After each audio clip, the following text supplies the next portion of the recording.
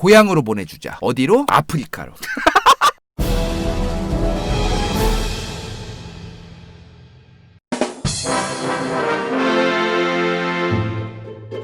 이 흑인들 이거 자유인으로 이제 만들어주긴 했는데 우리 영국 섬에 문제만 일으킬 세력이 될 것 같다. 맞아. 고향으로 보내주면 되잖아. 이게 무슨 말이냐면은 이미 몇 대째 유럽에 살았을 거 아니에요. 몇 대째 유럽에서 살았기 때문에 이제 유럽에서의 생활이 적응이 되어 있을 거 아니야. 근데 이 유럽에서 몇 대째 살던 흑인들을 갑자기 고향으로 보내주자. 어디로? 아프리카로. 그래서 흑인들을 대부분 빈 땅이었던 시에라리온으로 보내기 시작합니다. 근데 마침 아프리카로 보내고 난 진짜 몇 년 뒤에 프랑스 식민지였던 아이티 지역에서 흑인 노예들의 쿠데타가 일어난 거야. 여기다가 흑인들을 오지게 데려가가지고 이제 여기서 이제 밭 깔고 농사 짓게 하고 이제 노예들 부려먹었단 말이야, 프랑스가. 그 흑인 노예들이 여기서 쿠데타를 일으켰는데 성공한 거죠. 그래서 여기가 독립이 된 거예요, 실제로. 그러면 여기 있던 흑인 노예들이 아이티라는 국가를 독립시켰으면 당시에 이 주변에 있던 수많은 흑인 노예들을 데리고 있던 국가들은 무슨 생각을 했겠어요?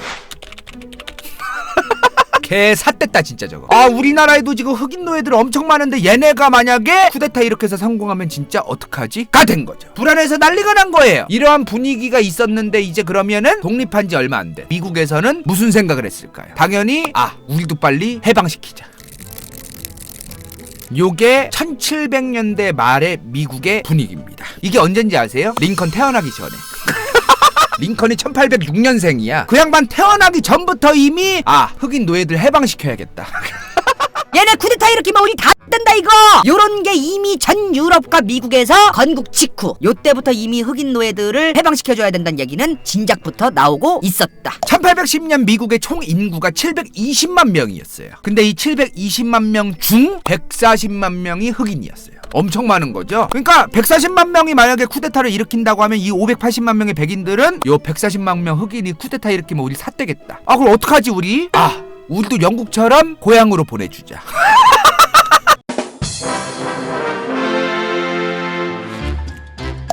우리도 영국처럼 고향으로 보내주자. 그렇게 이제 미국도 이제 영국 마냥 흑인 노예들을 아프리카로 보내려고 작업에 들어가는데 어디로 보냈을까? 영국 형아들이 보냈던 이 시에라리온의 옆집 라이베리아로 보내기 시작합니다.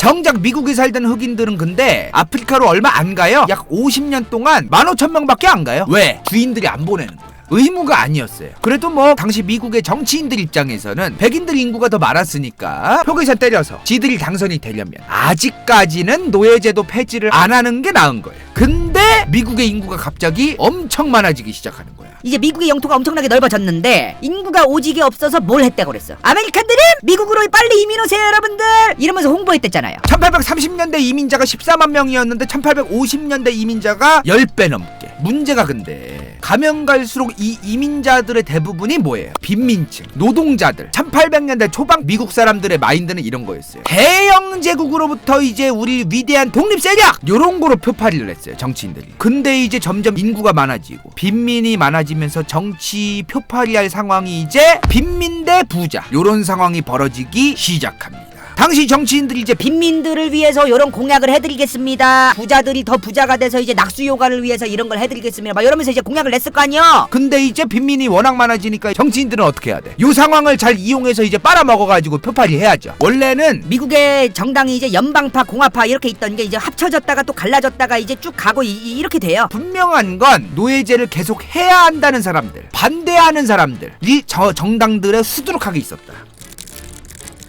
요러한 세력으로 이제 점점 양분화되고 있었다. 그 말이야. 모든 정당들이 이제 다들 노예제 폐지에 대한 목소리도 나오고 있었지만 노예제를 계속 해야 한다는 목소리도 있었다는 거죠. 현재의 정당들처럼 그냥 하나하나 싸우자가 아니라 서로 섞여는 있었다. 어찌됐든 그 이전에 노예제도 폐지를 하냐 마냐 얘기가 나왔다 그랬죠. 그래서 공화당과 민주당 둘 다 노예제도를 폐지하겠다는 공약을 내걸기 시작합니다. 근데 여기서 헷갈리면 안 돼요. 동시에 민주당과 공화당 안에서 노예제도 폐지를 막기 돕겠습니다라는 공약도 내걸기 시작합니다. 딱 정당이 공화당은 이렇게 한다, 민주당은 이렇게 한다라고 딱 당 안에서 딱 정하기도 힘들었어요. 그러면서 미국의 정치인들 사이에서 화두가 뭐라고 했어요? 요게 화두라고 했죠. 빈민들은 부자 욕하고 부자들은 빈민 욕하고, 국민 여러분, 부자 새끼들이 노예를 부려먹어서 우리 빈민들이 더 굶어 죽어가는 겁니다 하면서 빨았겠죠. 단순하게 노예제를 폐지해야 된다는 게 아니요. 근데 요 상황에서 드디어 공화당이 당론으로 채택합니다. 노예제 폐지! 노예제 폐지에 대한 공식적인 당론이 이제 공화당은 채택을 했어요. 근데 공화당 얘기처럼 노예제가 폐지되면 그 이후에 흑인들은 이제 누굴 뽑을까요? 당연히 공화당을 뽑겠죠. 그러자마자 뒤늦게 이제 와 저거 표 계산 제대로 때렸네 하면서 민주당도 환장해서 이제 아 우리도 노예제 폐지!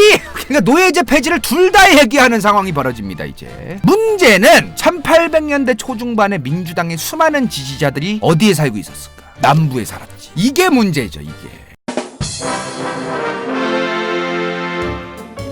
남부에 살았지. 이게 문제죠. 이게 왜 문제예요? 당시에 남부는 뭐다? 흑인 노예들이 있기를 오지게 바라던 목화 농업 플랜테이션 사업을 하던 수많은 백인들이 살던 곳이었다.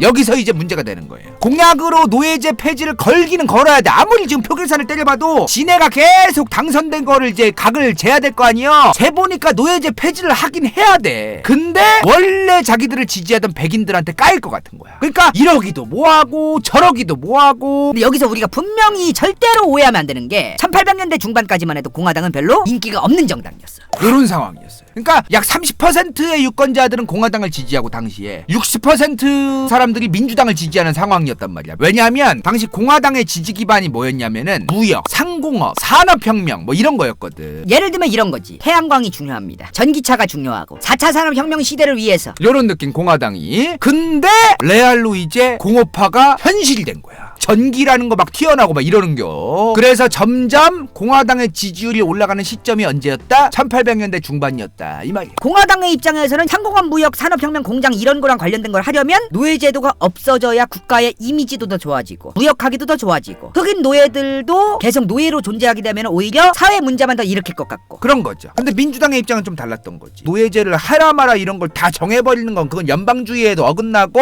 알아서 하게끔 내버려 둬야 된다. 물론 노예제도를 폐지하는 게 맞기도 맞아. 맞긴 맞는데 아직은 아니야. 민주당 안에서 이제 노예제도 폐지를 해야 된다. 그리고 아직은 아니다로 갈라지기 시작합니다. 이제 시대에 맞게끔 농업만 얘기할 것도 아니고 노예제도도 폐지하고 그래야 우리 민주당이 앞으로 안정적으로 집권할 수 있다. 개소리 하지 마라. 폐지하면 지금 농업인들 사업하는 양반들 다 굶어 죽는다. 이러면서 둘로 갈라졌던 거죠. 그렇게 1860년 미국 대통령 선거에서 민주당 대통령 후보가 둘이 나옵니다. 당연히 공화당이 유리해졌겠죠. 이때 공화당 후보가 누구다? 링컨이다.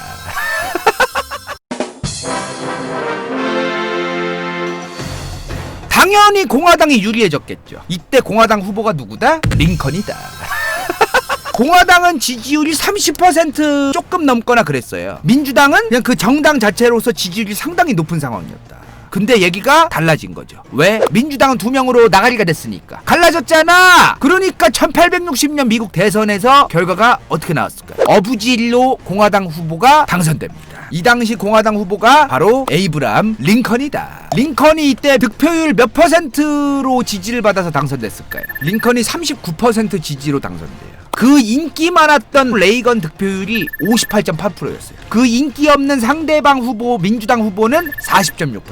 애지간하면은 인기가 없어도 40%는 먹고 간다는 얘기예요. 그러니까 당시 링컨이 무슨 미국 사람들의 어마무시한 지지를 받거나 막 그런 사람이 아니란 얘기예요. 민주당 후보 2명 아니었으면 무조건 민주당이었어 이때. 근데 여기서 의문이 생기는 거죠. 도대체 링컨을 왜 저렇게까지 전 세계적으로 추앙을 지금 받고 있느냐. 국제정치적이고 국내 정치적인 거죠. 소프트 파워. 과거에 암살당하셨다는 그 안타까운 그분이 흑인 인권을 위해 싸우다가 돌아가신 분이다. 그게 바로 우리 미국의 대통령이다. 미국의 이미지의 개이득이잖아. 그죠? 그래서 과거부터 지금까지 있었던 어떤 세계사의 사건들을 까보다 보면은 아 뭐야 씨 내가 알던 거랑 왜 이렇게 달라? 이런 게 좀 많아요. 아무튼 드디어 이제 대통령이 당선이 됐어요. 그리고 민주당도 노예제를 폐지하자는 세력도 있고 폐지하면 안 된다는 세력도 있다고 했잖아요. 링컨이 노예제 폐지한다고 했을 때 이 민주당에 있었던 노예제 폐지하자던 세력들도 같이 합심해서 다 같이 이제 노예제 폐지 수순으로 이제 강력하게 가기 시작해요. 근데 근데 얘네들 노예제 폐지를 절대 하면 안 된다던 민주당을 지지하던 세력들이 끝까지 난리 깽판을 칩니다. 그게 누구요? 미국의 남부 사람들이. 드디어 다음 시간부터 간다요의 남북전쟁 편이 본격적으로 시작하도록 하겠습니다.